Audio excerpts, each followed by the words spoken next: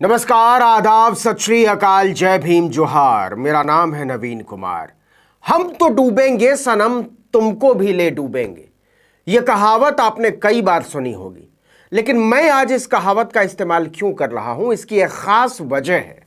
क्योंकि अडानी से मोहब्बत दिखाने के चक्कर में एक बैंक का बंटा धार हो रहा है। बैंक ऑफ बड़ौदा के प्रमुख मोदी जी की नजर में अपना नंबर बढ़ाने के चक्कर में बोल गए थे कि हमको अडानी पर पूरा भरोसा है। फिर क्या था, अगले दिन जनता ने बैंक को बोल दिया कि हमको आपके भरोसे पर भरोसा नहीं है। धड़ाधड़ गिरने लगे शेयर और हालत यह हो गई कि लोअर सर्किट लगाना पड़ गया, मतलब 5% से ज्यादा। दरअसल एक दिन पहले ही बैंक ऑफ बड़ौदा के सीईओ ने अडानी समूह को लेकर बड़ा ऐलान किया था और रात गुजरते ही बैंक के भविष्य के आगे अंधकार छा गया। इसे यह भी कहा जा सकता है कि बैंक ऑफ बड़ौदा को अडानी से जनता की नाराजगी का हर्जाना भुगतना पड़ गया। आपको पता ही है कि बैंक ऑफ बड़ौदा सरकारी क्षेत्र का बैंक है, यानी इसके सीईओ एमडी वगैरह की नियुक्ति सरकार करती है। सारी कृपा वहीं अटकी हुई है। इस पर आगे चर्चा करेंगे, लेकिन पहले जान लीजिए कि इन दिनों बैंक के सीईओ हैं संजीव चड्ढा।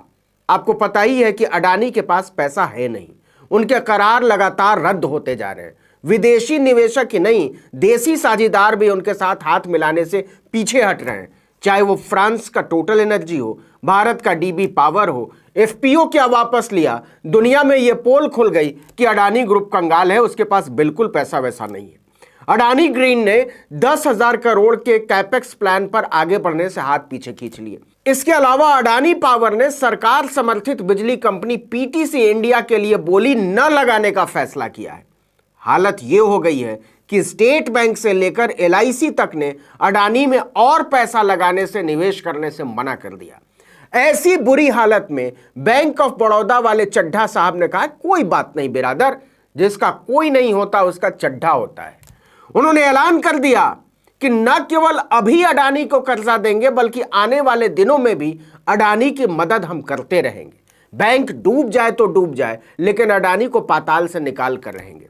बैंक के सीईओ और मैनेजिंग डायरेक्टर संजीव चड्ढा ने कहा था कि अगर अडानी ग्रुप बैंक के स्टैंडर्ड्स पर खरा उतरता है तो वो उसे लोन देने के लिए तैयार है। उन्होंने यहां तक कह दिया था कि अडानी ग्रुप के शेयरों की गिरावट या बढ़ोतरी के बारे में मुझे चिंता नहीं है। उनके बयान बता रहे हैं कि अडानी की सेवा में तत्पर है और वो उनकी डूबती नैया को पार लगा कर रहेंगे, चाहे किसी भी कसौटी से क्यों न गुजरना पड़े। लेकिन चड्ढा जी का यह ऐलान निवेशकों को रास नहीं आया। बाजार चड्ढा साहब के इरादों की पतलून उतार कर रख देता है। बैंक ऑफ बड़ौदा के शेयर अगले ही दिन धड़ाम से गिरते चले गए। अब जान लेते हैं कि आखिर मामला है क्या। आखिर क्यों संजीव चड्ढा को डूबते हुए अडानी पर दांव लगाने का उत्तम विचार आया। क्या यह मुनाफा कमाने के लिए किया गया था, या बैंक को बर्बाद करने के लिए, या फिर कुछ और कारण होगा इसके पीछे। क्योंकि अडानी की स्थिति से तो सब वाकिफ है, बच्चा बच्चा जानता है। उनकी हालत दिन पर दिन खस्ता होती जा रही है। दूसरे नंबर का धन्ना सेठ 25वें नंबर पर पहुंच चुका है। उनकी कुल संपत्ति 150 अरब डॉलर से नीचे गिरकर अब 48 अरब डॉलर रह गई है। अर्थव्यवस्था के जानकार बता रहे हैं कि अडानी एक डूबती हुई कश्ती है, जिससे उतर जाने में ही भलाई है। फिर भी ऐसी क्या वजह है कि बैंक ऑफ बड़ौदा जैसे देश के बड़े बैंक उनकी मदद में लगे हुए हैं। तो इस वजह को जानने के लिए आपको 1 महीने पीछे जाना पड़ेगा, जब केंद्र सरकार बैंक ऑफ बड़ौदा के सीईओ पर मेहरबान हुई थी। दरअसल संजीव चड्ढा का कार्यकाल 19 जनवरी 2023 को ही समाप्त हो रहा था, लेकिन इसके केवल 5 दिन पहले 14 जनवरी 2023 को सरकार ने उनका कार्यकाल बढ़ाने का फैसला किया और उनका कार्यकाल 6 महीने के लिए बढ़ाते हुए 30 जून 2023 तक के लिए कर दिया। अब आप समझ ही गए होंगे कि कहानी क्या है। चड्ढा साहब केवल सेवा विस्तार का एहसान उतार रहे हैं। इस एहसान को उतारने के लिए बैंक का बेड़ा गर्क होता हो तो हो, कोई फर्क नहीं पड़ता।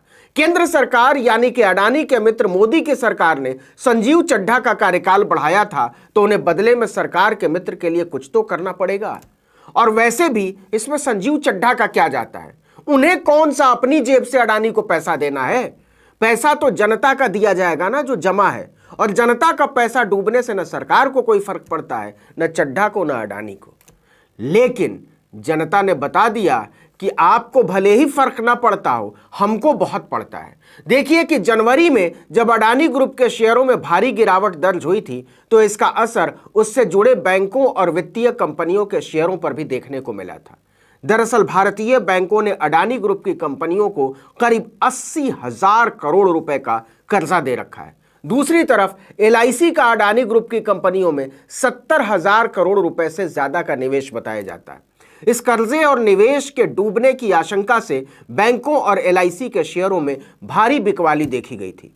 बैंक ऑफ बड़ौदा के शेयरों में भी 7% से ज्यादा गिरावट आई थी, जबकि स्टेट बैंक ऑफ इंडिया का शेयर 4.69% गिर गया था। देश की सबसे बड़ी इंश्योरेंस कंपनी एलआईसी का शेयर एक समय 4.3% तक गिर गया था, लेकिन बाद में इसमें कुछ मामूली सुधार देखा गया और अब एक बार फिर से बाजार ने बैंक ऑफ बड़ौदा पर अडानी को लेकर चाबुक चला दिया है। लेकिन यहां गौर करने वाली बात यह भी है कि अडानी को मदद का ऐलान करने वाले बैंक ऑफ बड़ौदा को भले ही नुकसान हो रहा हो, लेकिन इस ऐलान ने अडानी को थोड़ा फायदा पहुंचा दिया है। 21 फरवरी को अडानी ग्रुप के 10 में से 7 शेयरों में तेजी देखने को मिली। हालांकि 10 शेयरों में से 3 में गिरावट भी दर्ज हुई, लेकिन राहत यह रही कि 21 फरवरी को शेयर बाजार की शुरुआत में फ्लैगशिप कंपनी अडानी एंटरप्राइजेस करीब 0.5% ऊपर रहा। वहीं अडानी पावर में 5% का अपर सर्किट लगा। अडानी पोर्ट और अडानी विल्मर में 2% की तेजी रही। ग्रुप के सीमेंट स्टॉक एसीसी में 0.5% और अंबुजा सीमेंट में 3.5% की तेजी रही। मीडिया कंपनी एनडीटीवी ने भी करीब 1.5% बढ़कर कारोबार किया। वहीं दूसरी तरफ Adani green energy, Adani transmission और टोटल गैस 5% टूट गए, यानी लोअर सर्किट। यानी बैंक ऑफ बड़ौदा के ऐलान से अडानी तो फायदा उठा ले गए, लेकिन बैंक को नुकसान उठाना पड़ गया। सोचिए देश की आर्थिक सेहत का क्या होगा जब सार्वजनिक क्षेत्र के बैंकों की सबसे ऊंची कुर्सियों पर अनुकंपा के आधार पर कठपुतलियों को बैठा दिया जाएगा। और जब अनुकंपा के आधार पर कुर्सी मिलेगी तो उन लोगों को खुश भी करना पड़ेगा जिन्होंने आपको वहां बैठाया है, क्योंकि अगर ऐसा नहीं किया तो कुर्सी से हाथ धोना पड़ सकता है और कुर्सी तो हर किसी को प्यारी होती है। इसलिए वो लोग जनता की बचत के साथ खिलवाड़ करते जाते हैं और उद्योगपतियों को ऐश कराते जाते हैं। इस वीडियो में इतना ही, लेकिन अगर आपने आर्टिकल 19 इंडिया को अब तक सब्सक्राइब नहीं किया है तो फौरन कीजिए, लाइक ज़रूर कीजिएगा। अगर आप लाइक करते हैं तो हमारे वीडियो और ज़्यादा दर्शकों तक पहुंचते हैं। यूट्यूब पर देख रहे हैं तो सब्सक्राइब कर दीजिए, फेसबुक पर देख रहे हैं तो लाइक कीजिए, हमारे पेज को भी लाइक कीजिए, इंस्टाग्राम पर फॉलो कर लीजिए और हमारा ट्विटर हैंडल है article19_India। मेरा ट्विटर हैंडल है नवीन जर्नलिस्ट। आपसे अनुरोध है कि व्हाट्सएप ग्रुप में हमारे वीडियोज़ को शेयर करें ताकि वो ज़्यादा से ज़्यादा लोगों तक पहुँचे। नमस्कार।